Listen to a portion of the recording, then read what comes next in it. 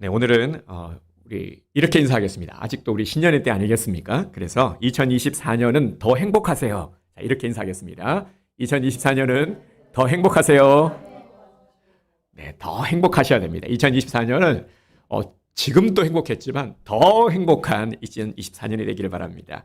그리고 이렇게 한번 더 인사하겠습니다. 하나님이 언제나 당신과 함께 하십니다. 하나님이 언제나 당신과 함께 하십니다. 아멘. 네, 하나님이 언제나 우리 성도님들과 함께 하시는 줄 믿으시기 바랍니다. 우리 혼자가 아닙니다. 우리 가끔 보면 혼자 있을 때 울컥 외롭다 느낄 때가 있죠. 이제 그럴 때, 그런데 그 외로움의 감정도요, 하나님께서 주신 겁니다. 외로움이 이상한 게 아니라 외로움도 하나님께서 주신 선한 감정이거든요. 그럴 때 우리가 하나님을 더 생각하고 정말 에녹처럼 친밀히 하나님과 교제하고 하나님을 통해서 주시는 그 위로와 은혜를 누리는 우리 성도님이 되시기를 주님의 이름으로 축복합니다. 네, 오늘 말씀 함께 나누도록 하겠습니다. 이 말씀은 이전에 함께 나눈 제목도 똑같습니다. 내용도 똑같은데요.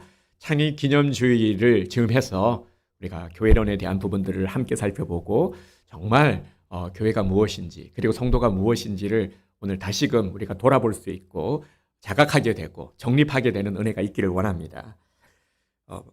나사렛에 살게 된 요셉과 마리아는 매년 유월절을 지키기 위해서 예루살렘으로 갔습니다.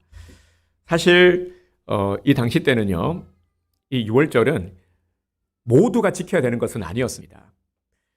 여자나 아이들은 유월절을 지켜야 할 의무는 없었습니다. 갈 수는 있었지만, 그러니까 12살인 예수님 같은 경우에는 굳이 안 가도 되는 그런 나이였습니다. 그런데 보면 식구들과 함께 유월절을 지키러 갔죠. 이 갔다라는 것은 예수님의 집안이 가난한 집안이기는 했지만 그래도 경건에 힘쓰는 집안이었음을 우리가 알 수 있습니다. 근데 유월절을 지내고 돌아가는 길에 문제가 생겼죠. 어떤 문제가 생겼습니까? 예수님은 예루살렘에 머물고 계시고 부모들은 그 사실을 모른 채 하룻길을 걸어갔습니다. 44절을 보도록 하겠습니다. 동행 중에 있는 줄로 생각하고 하룻길을 간 후 친족과 아는 자 중에서 찾되. 아멘. 44절을 보면 지금 상당히 심각한 상황임을 알 수가 있습니다. 일행과 열심히 이제 대화를 하면서 집중하면서 정신없이 하룻길을 간 후에야 그제서야 아이가 없는 걸 알게 된 겁니다. 우리 성도님들 중에서도 예전에 이런 일을 겪어보신 적이 있으시죠? 우리 자녀들을 양육할 때 특히 어릴 때 딱 보니까요, 우리 찬양이 정도, 저번에 보니까 이 찬양이가 가만히 있진 않더라고요. 어느새 저기까지 저기 도망가고, 안 잡히더라고요. 찬양이를 생각하면 될 것 같아요. 이런 아이들은 잠시만 부모가 한눈을 팔면은 이 레이더에서 사라지지 않습니까? 여기 또 주로 어떨 때 아이를 잃어버립니까? 인파가 많을 때, 복잡하고 정신없을 때, 그죠? 복잡도 한데 정신까지 없어. 그러면 놓칠 수가 있죠. 그런데 좀 이상하긴 합니다. 아무리 그렇다고 한다 할지라도 하룻길을 갈 동안 어떻게 모를 수가 있을까? 물음표죠. 정말 의문입니다. 어떻게 이럴 수가 있을까? 좋습니다. 한번 보겠습니다. 정말 어처구니가 없죠. 어떻게 이런 일이 있을 수 있을까? 어떻게 모를 수가 있지? 우리 부모님들이 이해가 안 되실 겁니다. 분명히 도처에서 많은 사람들이 모였고 많은 사람들이 모이다 보니 또 오래간만에 만난 지인들도 있겠죠. 친족들도 있을 거고 얼마나 반가웠겠습니까? 이런저런 신나게 대화도 나누었겠죠.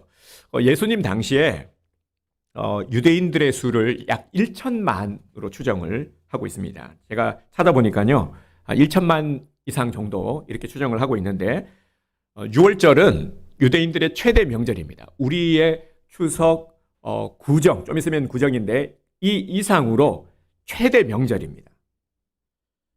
적게는 수십만에서 많게는 수백만이 모였겠죠.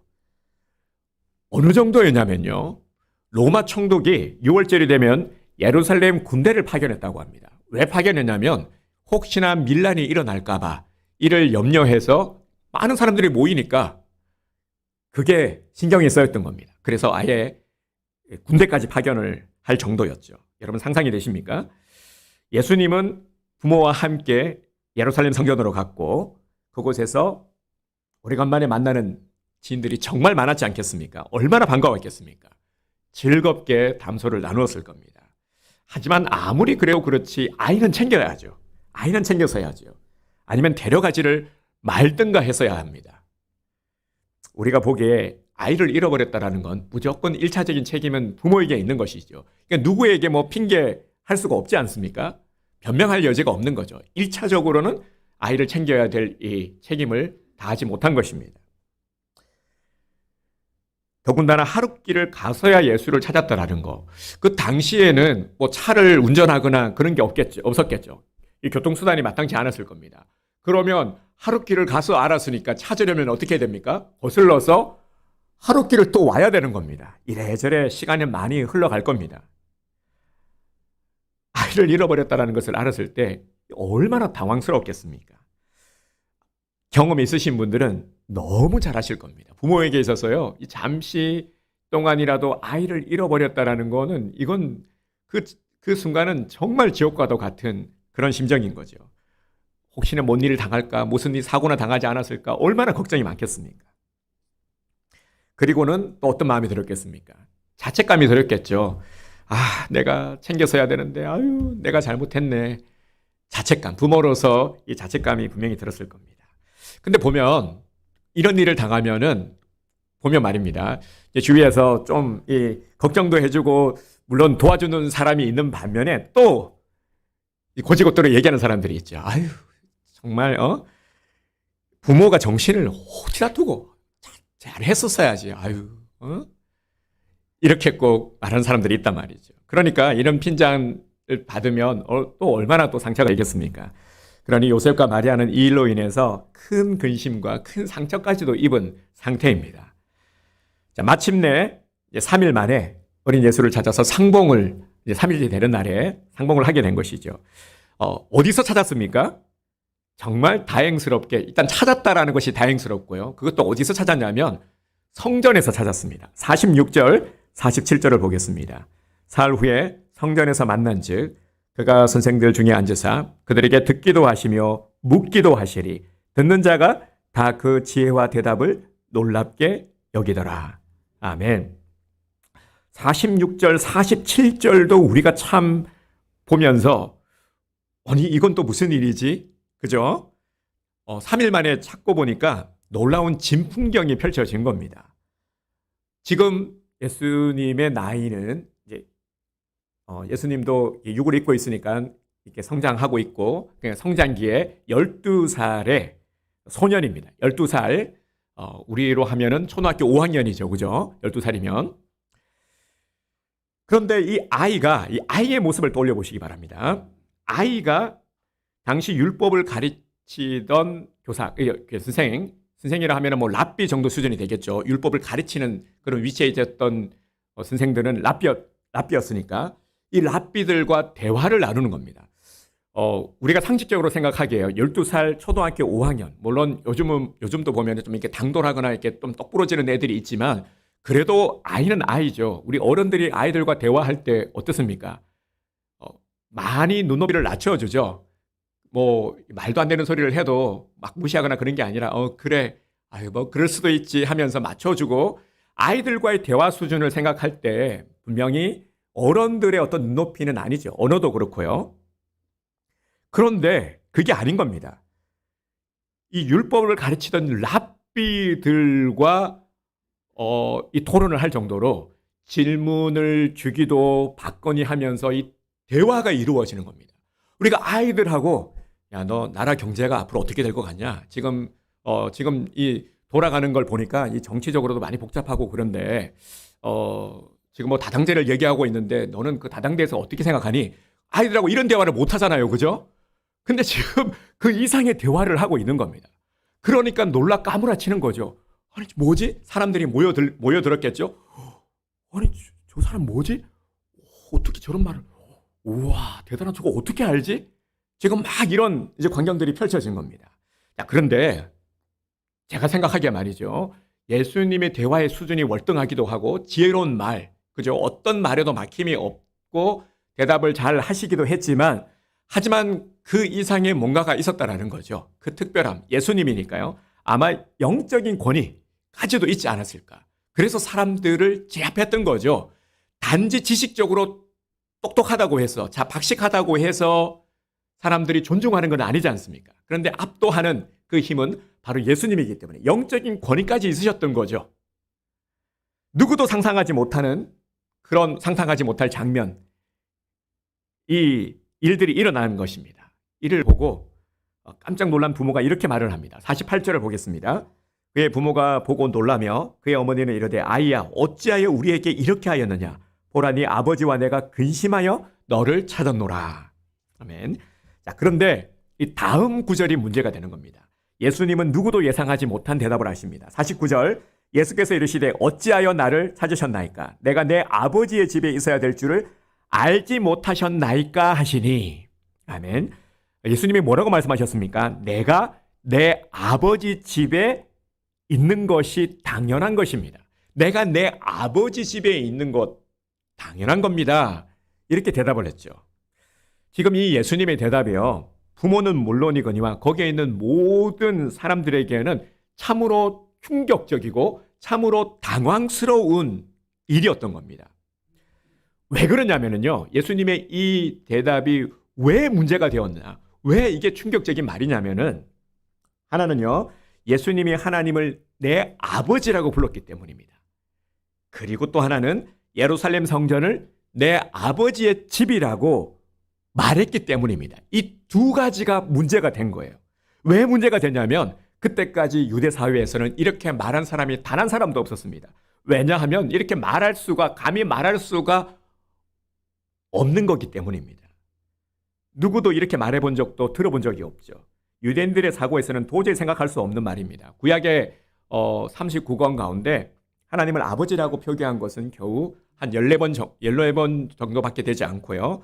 이것도 문서상의 표기일 뿐 그 누구도 감히 하나님의 이름을 부를 수가 없었습니다. 유대인들이 하나님의 이름을 함부로 부르지 않기 위해서 아도나이라는 용어를 사용했습니다. 여호와 하나님 이름을 직접적으로 부르지를 못했어요. 그래서 아도나이라고 부를 정도였죠. 그런데 불과 12살 난 소년이 지금 감히 하나님을 내 아버지라고 부르고 있는 겁니다. 그리고 성전을 향해서 내 아버지의 집이라고 부른 것이죠. 이게 지금 어떤 심각한 상황이 되는 겁니까? 신성 모독이 되는 겁니다. 성전 모독. 이건 율법을 어긴 것이고요. 그 율법 중에서도 엄청 지금 심각한 상황인 겁니다.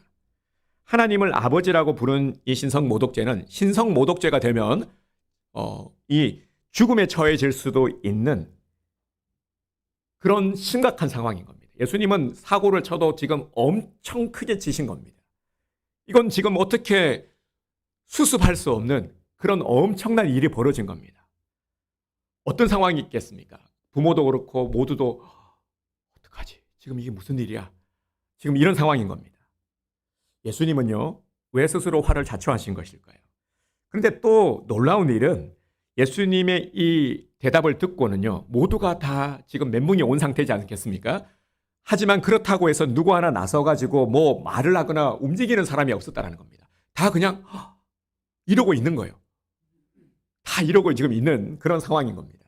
철없는 어린아이의 말이라고 하기에는 너무나도 이 메가톤급 폭탄을 터뜨린 거 예수님이에요. 참 무서운 말씀을 하신 거죠. 이 지금의 이 유대인들에게 있어서는 말이죠. 부모도 선생들도 어찌할 바를 몰랐습니다. 유대인들은 살면서 이런 말을 처음 들었기 때문에, 처음 있는 일이었기 때문에 이거 뭐 어떻게 수습할 엄두조차 내지 못하는 그런 상황인 것이죠. 그러면 과연 이 예수님의 이 말씀, 이런 돌발적인 대답은 어떤 의미를 가지고 있는 것일까요? 예수님은 왜 이렇게 말씀하신 걸까요? 그리고 오늘 우리들에게 무엇을 일깨워주고자 하는 것일까요? 예수님은 결코 어린아이가 아니죠. 모습은 육신을 갖고 있는 12살의 소년의 모습이지만 예수님은 예수님입니다. 오늘 본문에서 예수님은 신체적으로는 어린아이의 모습이지만 하나님이시죠. 예수님이 성전에서 모두가 듣도록 공개적으로 말씀을 하신 것은 이유가 있기 때문입니다. 내 아버지의 집이라고 말씀하신 것은 예수님이 하나님의 아들이시고 하나님이심을 드러내신 것입니다. 그리고 유대인들이 하나님을 아버지라고 부르지도 못하는 이 껍데기 신앙을 깨우치고 성전이 하나님의 자녀들에게는 이 집과 같은 곳임을 알게 하려는 것입니다. 여러분, 우리가 명심해야 될 것은 예수님은 하나님이시라는 사실입니다. 예수님은 하나님이십니다. 이것을 믿는 것이 바로 믿음의 시작입니다. 그리고 하나님을 아버지라고 부르는 것이 참된 신앙이고 참 믿음인 것입니다. 교회는 뭐 특별한 공간이 아닙니다. 우리 그리스도인들에게는 집과 같은 곳입니다. 저는 가장 성경적으로 교회를 잘 표현한 말이 아버지의 집이라고 말씀을 드리고 싶습니다. 분명히 그렇죠. 아버지의 집이에요. 우리에게도 집과 같은 곳이죠. 예수님은 우리에게 집을 주시려고 자신의 몸으로 교회를 세우시고 친히 자신이 집이 되어 주셨습니다. 그래서 하나님의 자녀들은 마땅히 어디에 거해야 됩니까? 자녀들이니까요. 우리는 식구들이니까 아버지의 집에 거하는 것이 마땅한 것이죠. 내 아버지의 집은 아무런 제한이 없습니다. 우리가 어떤 자격 때문에 오늘 이곳에 우리 온누림교회 성도가 된 것이 아니죠. 시험을 보거나 어떤 자격 요건을 갖추어서 온 것이 아닙니다. 누구나 열려 있는 곳이 바로 아버지의 집이죠. 만약에 우리가 하나님을 아버지의 집으로 여기지 못하면 교회를 다니지 않는 불신자들과 다를 바가 뭐가 있겠습니까? 이사야서 55장 1절에서 분명히 말씀하고 있죠. 오라 너희 모든 목마른 자들아 물로 나오라. 돈 없는 자도 오라. 너희는 와서 사 먹되 돈 없이 값없이 와서 포도주와 젖을 사라. 아멘. 오라 말씀하십니다. 주님은 오라. 오라. 내 아버지의 집으로 온누림 교회로 오라 말씀하십니다. 오늘 우리가 주님 앞으로 나아왔죠. 우리가 말씀에 순종하여 나왔습니다. 여러분, 오늘 우리가 이렇게 각기 다르지만 부르심을 따라 나아와서 오늘 하나 되어 함께 예배드리는 오늘 이 시간이 가장 복된 시간인 줄 믿으시길 바랍니다.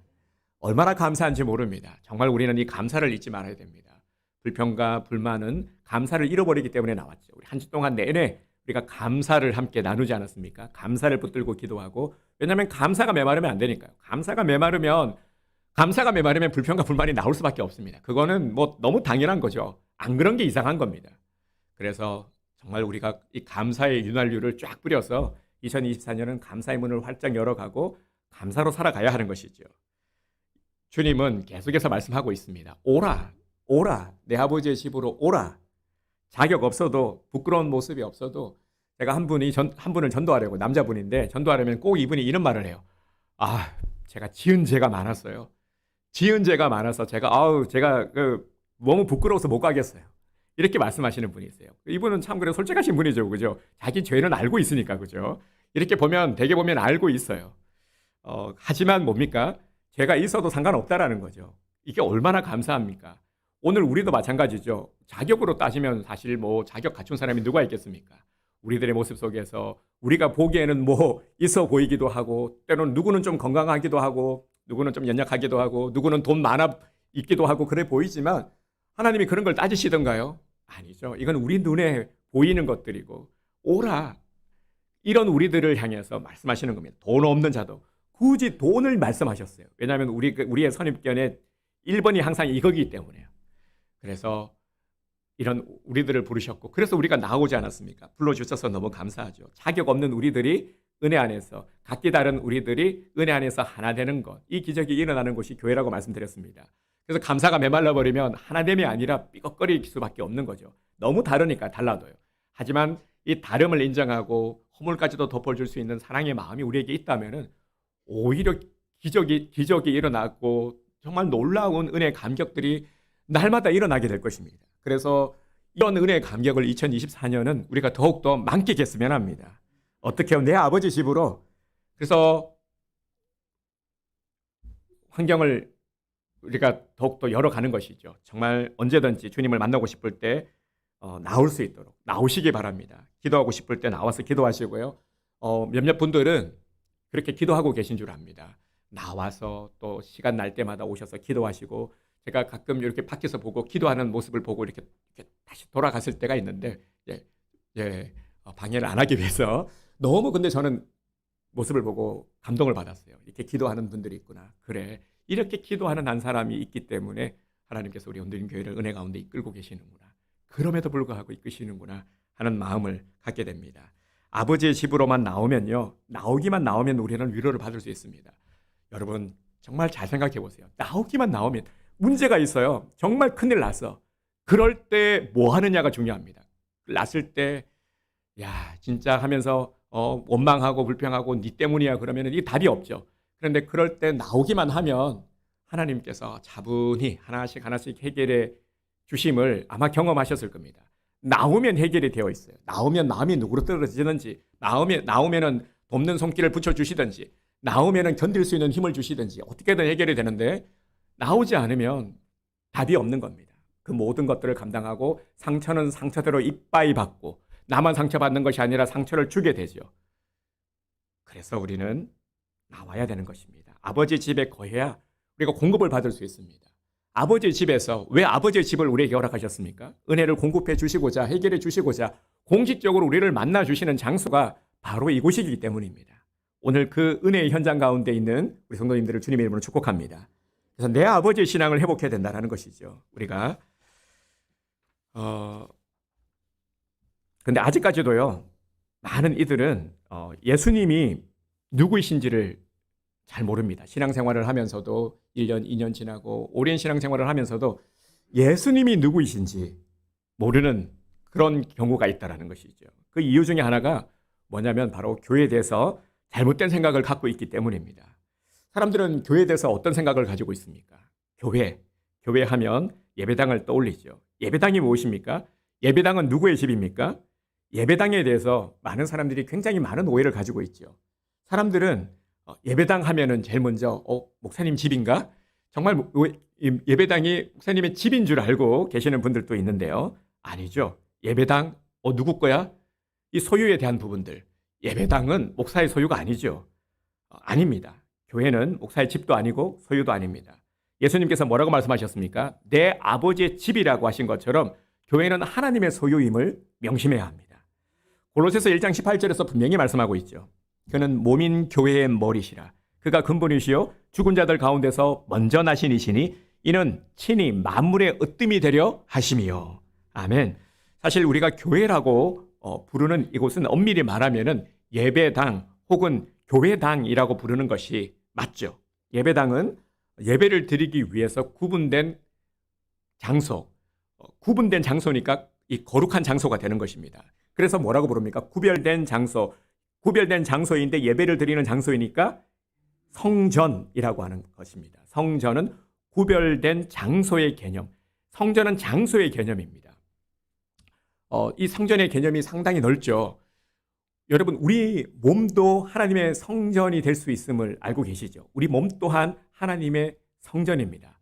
어떻게 할 때요? 하나님의 임재, 하나님께서 우리 안에 거하시면 이 거하시는 처소가 되어버리면 그곳이 성전이 되는 것이죠. 다시 말씀을 드립니다. 장소인데 구별된 장소, 하나님이 임재하시는 장소가 뭐라고요? 성전, 하나님이 거하시는 곳이기 때문에 거룩한 곳이 되는 겁니다.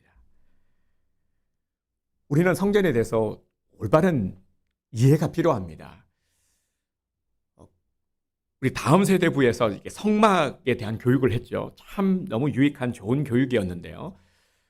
구약 성경에서 우리가 이 성전의 원형은 구약의 성막에서부터 성소에서부터 우리가 찾아볼 수 있죠.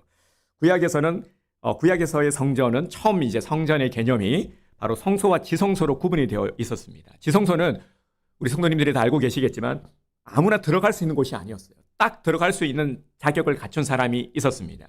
바로 누구였냐면은 대제사장만 들어갈 수가 있었죠.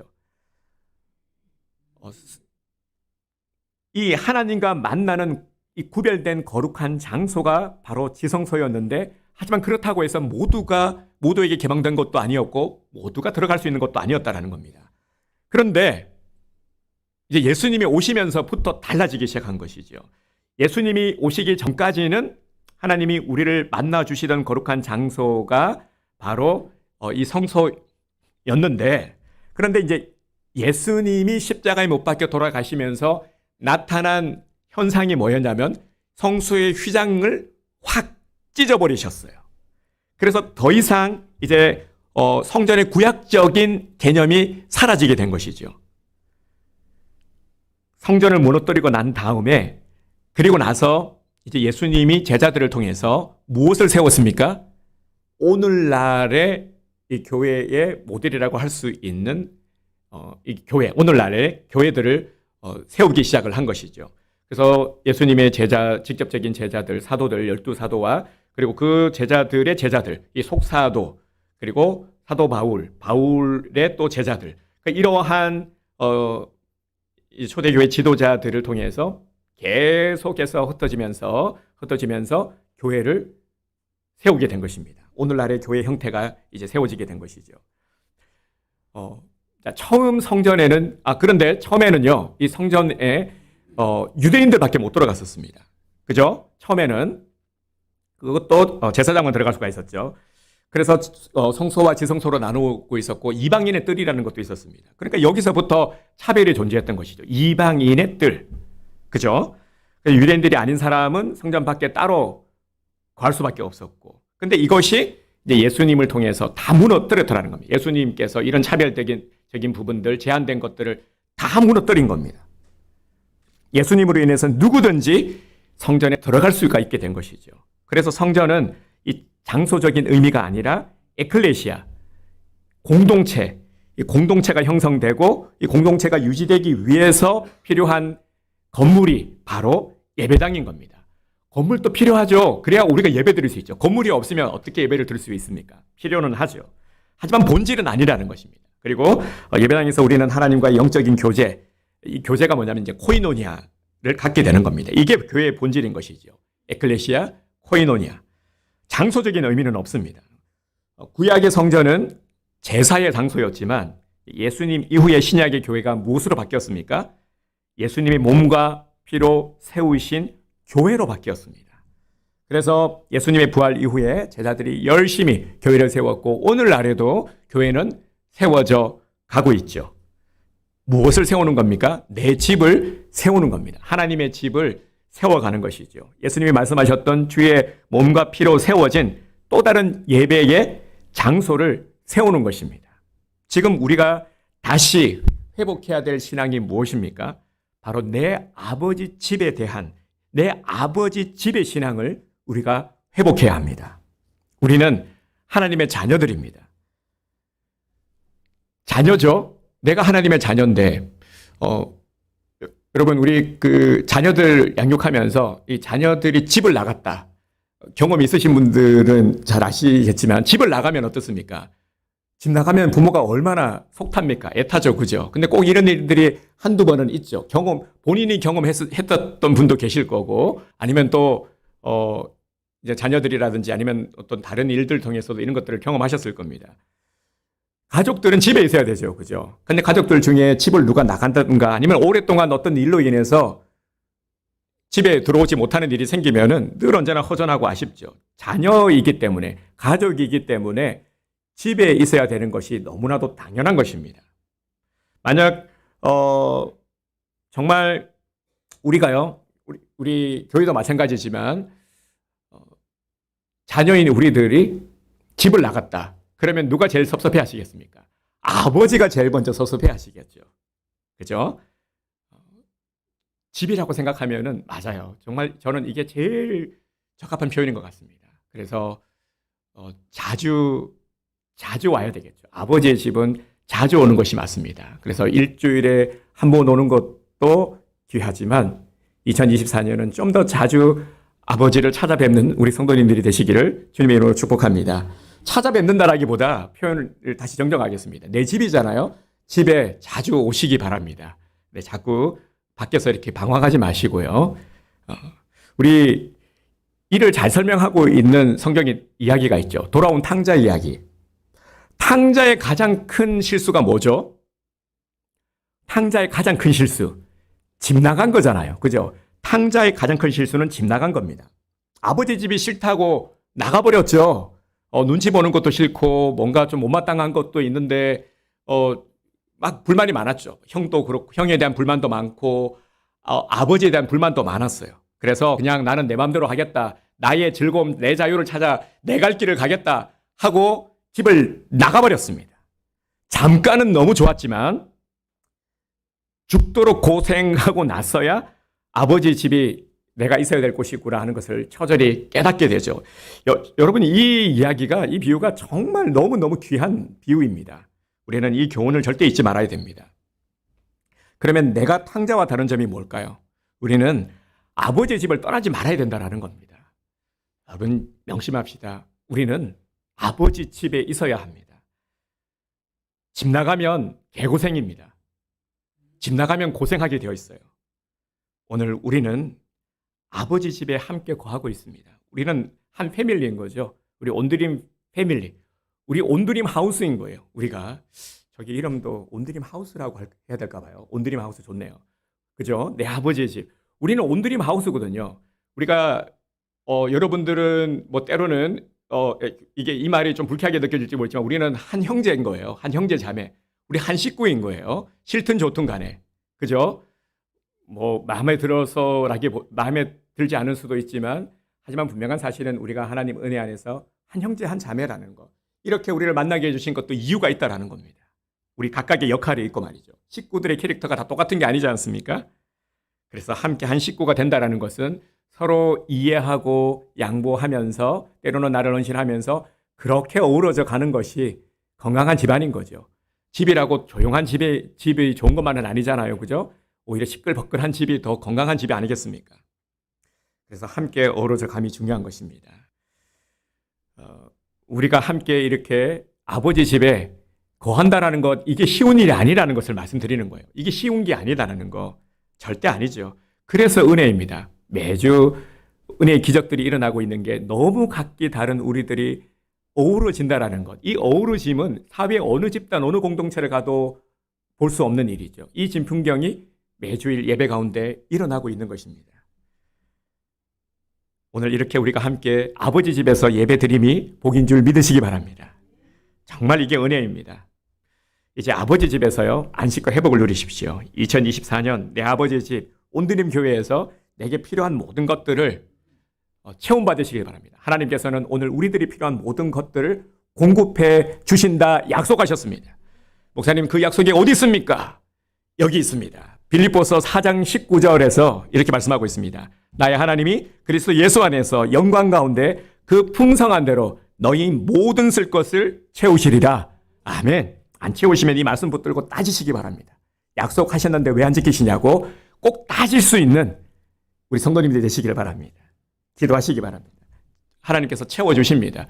오늘 우리 이 온드림 교회를 통해서요, 우리 성도들을 복주시고자 온드림 교회를 세우시고 그리고 함께 한 식구가 되게 하셨어요. 나를 위해서 말이죠. 내 아버지 집은 세상을 살아가면서 필요한 모든 것들을 공급받을 수 있는 유일한 장소임을 믿으시기 바랍니다. 하나님의 자녀들이 교회를 내 아버지 집으로 여기는 것, 이건 하나님께서 정말 기뻐하실 일입니다. 교회는 예배의 장소입니다. 교회는 내 아버지 집입니다. 교회는 내가 복받는 장소입니다. 다음 주일이 우리 교회 창립 기념 주일이죠. 제가 말을 할까 말까 하다가 마음먹은 것 중에 하나가요. 하나가 있는데, 이건 제 개인적인 생각인데요. 남부 제1교회 연호를 버리고 우리 온드림 교회 연호를 사용하면 어떨까라는 생각을 해봤어요.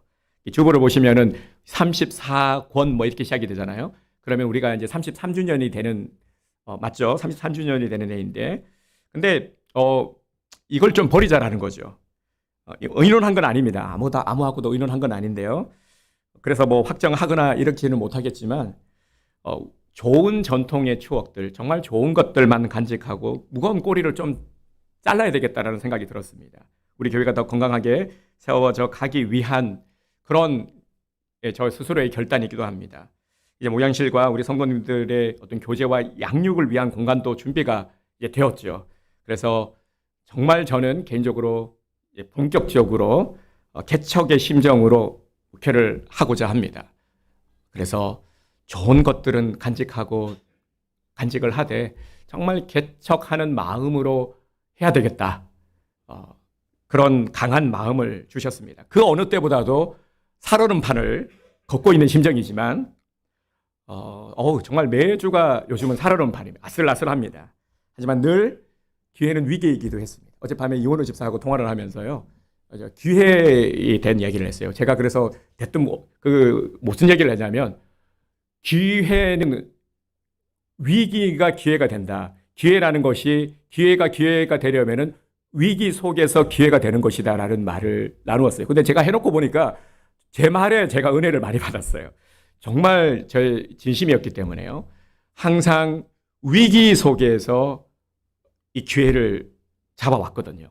여러분들의 인생을 돌아보셔도 아마 그랬을 거라고 저는 생각을 합니다. 기회가 되기 위해서는 반드시 위기라는 이 전제가 있어야 되는 것이죠. 위기 속에서 기회를 부여잡게 되는 것입니다. 그래서 정말 오늘 우리 성도님들 중에서는 이 초창기 때부터 교회가 처음 설립되어서부터 지금까지 함께 신앙생활을 해오신 분들도 계시고 또 근래 등록을 해서 함께 신앙생활을 하고 계시는 분들도 계신데 모두가 다 하나님께서 허락하신 너무나도 귀하신 분들입니다. 정말 우리 성도들 한 명 한 명은 우리 정말 이 쓸모없는 분이 없습니다. 정말 귀한 분 한 분 한 분들입니다. 저는 우리가 성도가 없는 것이 아니라요. 정말 일당백의 역할을 감당할 수 있는 능력의 성도들. 저는 충분한 여건이 된다고 생각합니다. 조건도 갖추고 사람이 없는 게 아니라 넘쳐나죠. 있습니다. 안 해서 그렇지. 그래서 하고자 하는 겁니다. 2024년은 안 해서 그렇지 하면 그걸 보여주자라는 거죠. 하면 우리가 어떻게 변할 수 있는지를 한번 보여주고자 합니다. 그래서요. 답답함도 있는 줄 압니다. 네, 하지만 주님께서 주신 은혜도 있음을 아셨으면 합니다. 환경적 열악함도 분명히 있습니다. 하지만 하나님께서 환경을 열어가고 계심을 보시기 바랍니다. 하나님은 교회를 위해서 헌신하며 믿음의 자리를 지킨 성도들을 절대 가만 내버려 두지 않습니다. 믿음의 가정을 지킨 성도들의 가정을 축복하십니다. 이미 축복하셨고요. 그것을 눈으로 바라보게 하셨고 경험하게 하셨고 그리고 이것을 앞으로 더욱 누리게 하실 것입니다. 하나님은 우리 성도들에게 복을 주시고자 저를 그리고 우리 성도들을 온드림 교회 가운데 허락하셨습니다. 제가 생각해 봤어요. 담임 목사가 뭘까 생각했을 때요.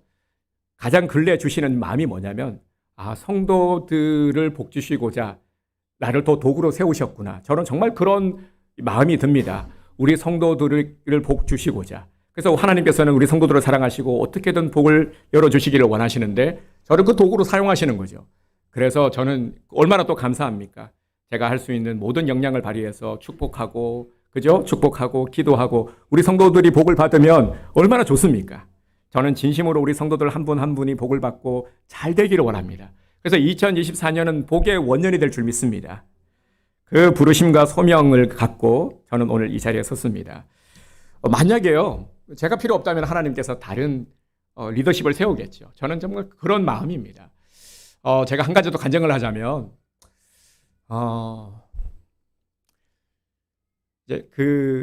저도 우리 교회 출신이고, 그리고 또 다른 교회에서 부교육자 생활도 하고 그랬었지만, 항상 저는 그래도 교회를 생각하는 마음이 있었거든요.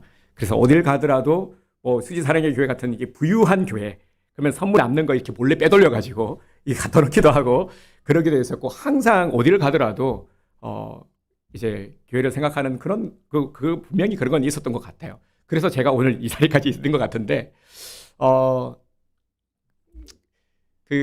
이제 제가 이제 유학을 떠났지 않습니까? 가고 했을 때는 사실은 제 나름의 어떤 노선이 있었죠. 저도 보면은 소위 대부분의 목사들이 그렇겠지만 이제 큰 뜻 그게 뭐냐면 이제 큰 교회 청빙을 받아가서 그 조건들을 갖추고 그러고자 사실 그래요. 저도요.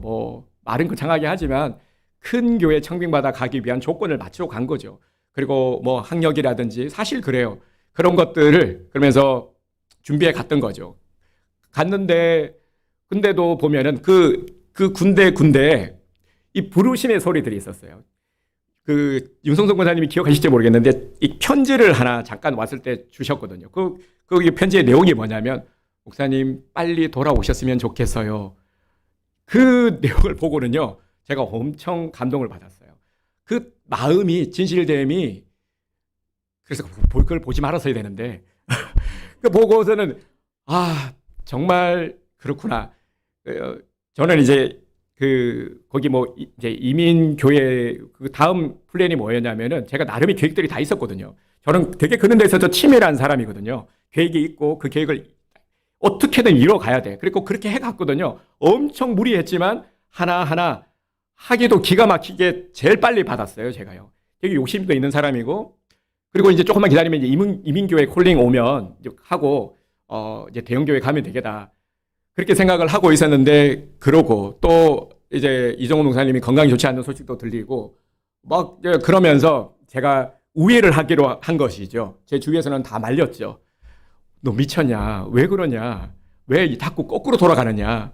그러면서 저는 아니다. 잠깐 좀 돕고 좀 이렇게 제가 내가 좀 필요한 부분이 그래서 저는 잠깐 돕고 이제 다시 원래 이제 청빙을 받아가려고 생각을 했던 거죠. 잠깐 이제 돕는다고 했는데 그 선택이 잘못된 것이었죠. 네, 잘못 와서 보니까 계속 할 게 보이는 거예요. 그러면서도 그러면 이제 하다가 이제 계속 갈등이 있었죠. 해야 된다. 아니다.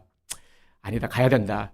아니야. 그래도 이게 뜻이 있을 거야. 아니야. 하면서 계속 갈등을 잇다가 그러다가 이제 그 위임의 순간까지 온 것입니다. 직분자 세우고. 근데 제가 가장 큰 위기가 위임식이었어요. 저는 이제 그런 위임식을 참 웃기는 게 셀프로 준비한 거죠. 제가 제 위임식과 함께 그때 임직을 함께 준비하면서 처음이다 보니까 다른 교회 영상을 많이 봤죠. 위임식 하면. 근데 영상을 보니까 와 삐까뻔쩍한 거예요. 위임식을 하는데 목사님을 위해서 교회에서 승용차를 준비했습니다. 그리고는 뭐 여전도에서 봉투 뭐 하니까 그렇구나. 위임식이 이런 거구나.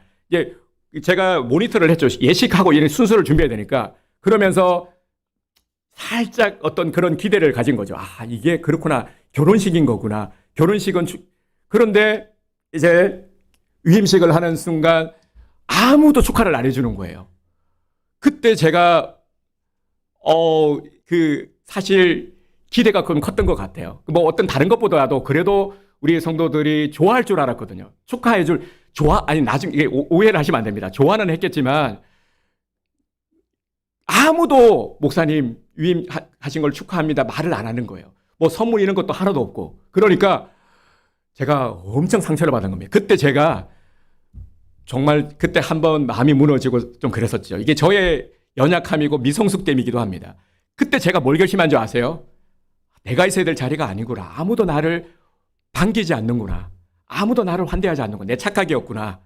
내 스스로 의롭고 내가 있어야 된다고 생각하고 잘한다고 생각했는데 이게 아니구나. 아무도 나를 원하지 않는구나 생각했던 거죠. 위임식 날. 그것도 위임식 날 말이죠.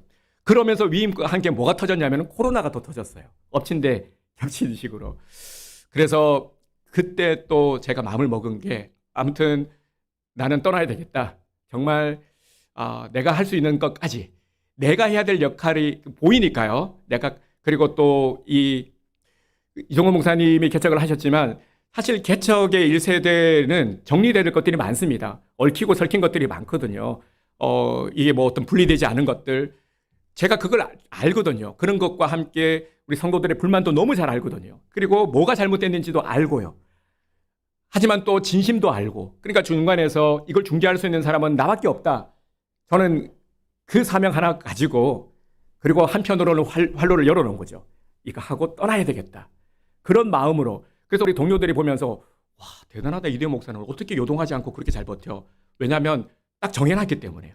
활로를 열어놓고 정리되면 나는 떠나야 되겠다. 이런 마음들을 가지고 있었기 때문에 사실 그런 마음 이게 뭐 처음으로 이런 고백을 드리는 거지만 제가 그런 마음을 가지고 목회를 했었어요. 그러면서 코로나 기간 동안에도 그런 마음이었고 그래서 내 역할까지만 하지만 그런 가운데서도 하나님께서 주시는 직접적인 사인들이 있었어요. 우리 윤성동 권사님 말씀도 드렸지만 하나 빠뜨렸네요. 제가 그때 상심하고 있을 때 정말 상심하고 있을 때 나는 아닌가 보다. 아무도 나를 환대해주지 않는 것보다 하고 있을 때요. 박병정 기사님이 전화를 주셨어요. 목사님 저기 이제 스위치를 있을 텐데 잠깐 내려와 보세요. 가지고 집사님이 왜 또 나를 부르시나. 그때는 아무도 보기 싫고 그럴 때였는데 씩 웃으시면서요. 씩 웃으시면서 손에 하나를 이렇게 쥐어주세요. 봉투를 쥐어주셨어요. 집사님이 기억나시죠? 이거 말하지 말라 그랬는데. 근데 그 집사님이 이 쥐어주시는데요. 그게 되게 엄청 큰 감동이 됐어요. 아니구나. 그러면서 뭐라 그러셨냐면은 마음은 그렇지 않아요. 섭섭해하지 마세요. 그러시더라고요. 그래서 제가 그때 또 회개를 했죠. 그러니까 이런 일들이 계속 있었어요. 그러면서 그렇구나.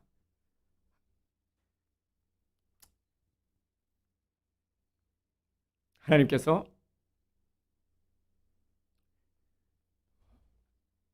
필요하니까 그래서 세우시고 부족하지만 여기까지 오게 하셨어요. 그리고 난 다음에 작년에 제가 이제 라오스 선교가 제게 있어서 완전한 터닝 포인트가 되었습니다. 그 전까지는 사실 그래서 제가 교회를 떠나려고 했던 사람으로서요. 제가 우리 성도들이 왜 교회를 떠나고 싶어 하는지 얼굴만 보면 다 알아요. 무슨 생각하는지 제가 그랬기 때문에 너무 잘 알아요. 저도 그랬어요. 저도 그런 마음이 있었거든요. 그런데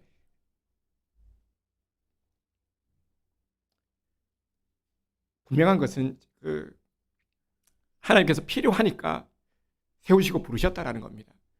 부족하고 엉성하죠. 하지만 필요하니까 부르셨고요. 저도 그렇고 여러분도 마찬가지인 겁니다. 제가 오늘 이게 아닌데, 참 이게 아닌데 필요하니까 우리들을 부르셨어요. 주님께서는. 그래서 제가 오늘 설교를 하면서도 우리의 위치, 내 역할 잘 잡아갔으면 합니다. 분명히 아쉬움도 있을 거예요. 근데 하나하나 그래도 보면은 많이 좋아지고 있어요. 근본적인 것들 조금만 인내해 주시기 바랍니다. 하나님께서 하나하나 그래도 만들어 가시는 것들이 보이잖아요. 절대 성급하면 안 됩니다. 한순간 저한테 하는 얘기기도 해요. 만약에 제가 그렇다고 빵 차고 나갔으면 어떻게 됐겠습니까? 그러면 정말 또 많은 또 일들이 있었겠죠. 하지만 그런 순간마다 하나님께서 잡아주셨다라는 겁니다. 우리의 모든 인생의 여정이 마찬가지죠. 감정은 늘 언제나 요동칩니다. 그런데 이것들을 우리가 함께 혼자가 아니라 기도하면서 잡아 나가야 하는 것이 우리 공동체 역할인 것이죠. 그래서 부족하지만 그렇기 때문에 우리에게는 기회가 있고 할 일이 많다라는 겁니다. 그래서 함께 기도하면서 나가자라는 겁니다. 하나님께서 열어주고 계시고 우리의 마음에 감동을 주시고 하나님께서 인도해 주신다라는 거. 저도 목회자 가정에서 자라면서요. 누구보다도 목회자가 싫었어요. 안 되려고 했고 그런 과정들을 제가 왜 그러려고 했겠습니까? 그런데도 하나님께서 시키시니까요. 그리고 그 값어치를 아니까 그래서 여기까지 올 수 있었던 것입니다. 안 힘들다면 거짓말이죠. 우리 성도님들이 왜 안 힘들겠습니까? 어려움 알고 있습니다. 그런데 그렇기 때문에 하나님께서 함께 우리를 부르시고 모아놓으신 겁니다. 오늘은 공동체를 허락하신 것이죠. 그래서 일단 담임 목사가 정신을 차렸으니까요. 함께 우리가 나갔으면 합니다. 기도하기를 원합니다. 오늘 우리 찬양도 준비했지만 우리 함께 기도하겠습니다.